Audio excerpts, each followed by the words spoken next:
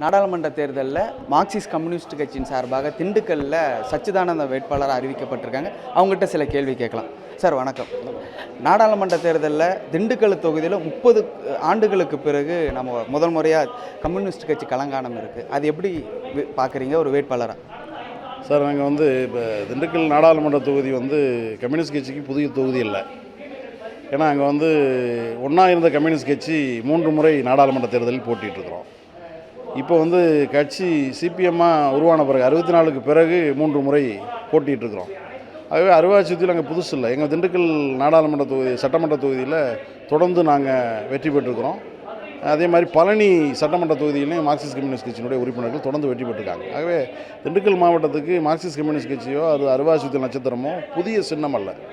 ஆகவே நாங்கள் இந்த முறை இப்படி ஒரு வாய்ப்பை கட்சி வழங்கியிருக்குன்னா அது திமுகவுடன் ஏற்பட்ட தொகுதி உடன்பாட்டிற்கு பின்னால் திண்டுக்கல் தொகுதி வழங்கப்பட்டிருக்கு. நிச்சயமாக அது ஒரு மிகப்பெரிய வாய்ப்பாகத்தான் நாங்கள் கருதுகிறோம். திண்டுக்கல் மாவட்டத்திற்கு மாவட்ட மக்களுக்கு சேவை செய்வதற்கு கட்சி கொடுத்துருக்கக்கூடிய ஒரு மிகப்பெரிய வாய்ப்பாக கருதுகிறோம். அதில் நிச்சயமாக அந்த நாடாளுமன்ற உறுப்பினராக மக்கள் தேர்வு செஞ்சால் அந்த மக்களுக்கு இன்னும் சிறப்பாக சேவையை செய்வோம் என்பதை தெரிவிச்சுக்கிறேன். நாடாளுமன்ற தேர்தலில் முதல் முறையாக போட்டியிட போகிறீங்க.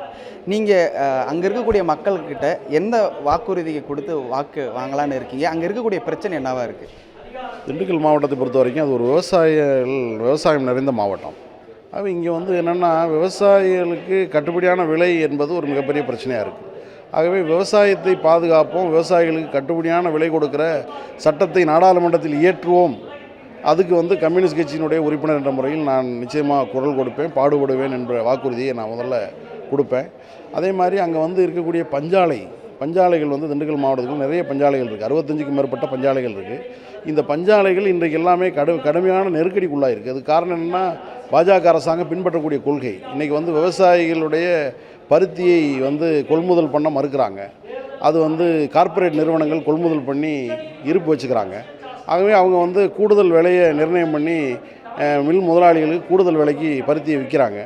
மில் முதலாளிகள் உற்பத்தி செய்யக்கூடிய நூலுக்கு கட்டுப்படியான விலை கிடைக்க மாட்டேங்குது. அதனால் நீங்கள் பார்த்தீங்கன்னா உற்பத்தி நிறுத்தம் கூட பண்ண வேண்டிய ஒரு சூழலும், அதனால் தொழிலாளிகளுக்கு வேலை இழப்பும் ஏற்பட்டு கொண்டிருக்கு. ஆகவே பஞ்சாலை தொழிலை பாதுகாப்பதற்கு காட்டன் கார்ப்பரேஷன் ஆஃப் இந்தியா மூலமாக விவசாயிகளிடமிருந்து பருத்தியை கொள்முதல் பண்ணணும். அதை முறையாக மில்லுகளுக்கு கொடுக்கணும். அவங்களுக்கு குறைந்த விலையில் கொடுக்கணும். நூல் உற்பத்தியும் அவங்களுக்கு நியாயமான விலை கிடைக்கிற மாதிரியான நடைமுறை ஏற்படுத்தினால் தொழிலாளிகளுக்கு வேலை வாய்ப்பு கிடைக்கும் என்ற விஷயத்தையும் நம்ம முன்னிறுத்த போகிறோம். அதே மாதிரி நீங்கள் திண்டுக்கல் மாவட்டங்கிறது இப்போ பழனிங்கிறது ஒரு ஆன்மீக தலம், சபரிமலைங்கிறது ஒரு ஆன்மீக தலம்.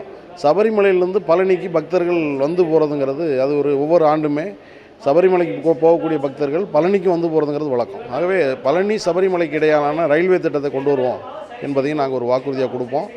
அதே மாதிரி நீங்கள் கொடைக்கானலிருந்து மூணார் இணைப்பு சாலை இதை கொண்டு வந்தால் அதில் நாங்கள் என்னென்னா விவசாய மடையில் விளையக்கூடிய காய்கறி பயிர்கள், ஸ்பைசிஸ் இது எல்லாமே கேரளாவில் அதற்கான சந்தைகள் கிடைப்பதற்கான வாய்ப்பு இருக்குது. திண்டுக்கல் மாவட்ட விவசாயிகளுக்கு அது பயனடக்கூடியதாக இருக்கும்.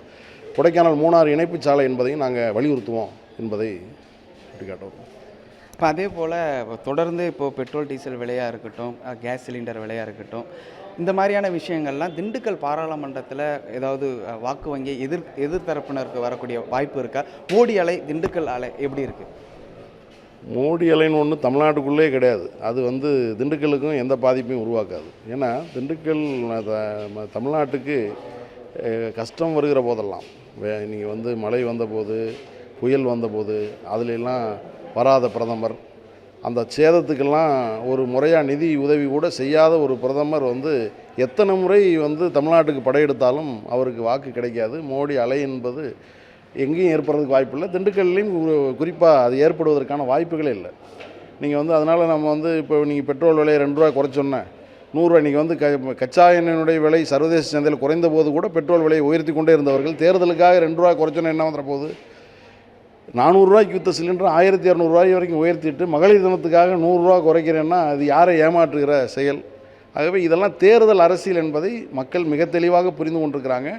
மோடியினுடைய எந்த வாக்குறுதிக்கும் மக்கள் மயங்க மாட்டாங்க. ஆனால் சொன்னதை எதுவுமே நிறைவேற்றாத ஒரு பிரதமர்னா மோடி தான், பாஜக தான். நிச்சயமாக பாஜகவுக்கு எதிராகத்தான் தமிழ்நாட்டில் 40 தொகுதிகளிலும் திமுக தலைமையிலான கூட்டணி வெற்றி பெறும். இப்போ திண்டுக்கல் பாராளுமன்றம் பொறுத்த வரைக்கும் மும்முனை போட்டியாக இருக்கும். கம்யூனிஸ்ட்டுகள், அதிமுக, பாஜக. இதில் கம்யூனிஸ்ட்டுகளுக்கான வெற்றி வாய்ப்பு எப்படி இருக்கிறதா நீங்கள் பார்க்குறீங்க? அதாவது பாஜக, அதிமுக இந்த கட்சிகள் ஒன்றா சேர்ந்திருந்த போதே இந்த தொகுதியில் அதிகமான வாக்கு வித்தியாசத்தில் 5 லட்சத்துக்கு மேற்பட்ட வாக்கு வித்தியாசத்தில் வெற்றி பெற்றோம் கடந்த தேர்தலில். இப்போ 2 பேரும் தனித்தனியாக பிரிஞ்சு நிற்கிறாங்க. அதுவும் அதிமுகவில் இன்னொரு அணி வேறு இருக்குது, ஓபிஎஸ் அணி, தினகரன் அணி, இதெல்லாம் வேறு பிரிஞ்சு நிற்கிது. ஆகவே அந்த எந்த அணியும் இன்றைக்கி வந்து வெற்றி பெறுவதற்கான வாய்ப்பு இல்லை. திமுக தலைமையிலான எங்களுடைய அணி தான் கடந்த தேர்தலை விட கூடுதலான வாக்கு வித்தியாசத்தில் வெற்றி பெறுவோம் என்பதுதான் நாங்கள் சொல்ல விரும்புகிறோம். நிச்சயமாக மார்க்சிஸ்ட் கம்யூனிஸ்ட் கட்சியினுடைய வேட்பாளர் தெரிவித்ததை போல் இந்த தேர்தலில் அதிகப்படியான வாக்குகள் பெற்று வெற்றி பெறதாக இருக்குது. அது மட்டும் இல்லாமல் மோடியால் திண்டுக்கல் பாராளுமன்ற எலெக்ஷனில் பெருசாக பிரதிபலிக்காதுன்னு சொல்லியிருக்காங்க. நடக்க போகிறது என்னன்னு பார்ப்போம். சன் செய்திகளுக்காக ஒளிப்பதிவாளர் முகேஷுடன் செய்தியாளர் இரா பாவேந்தர்.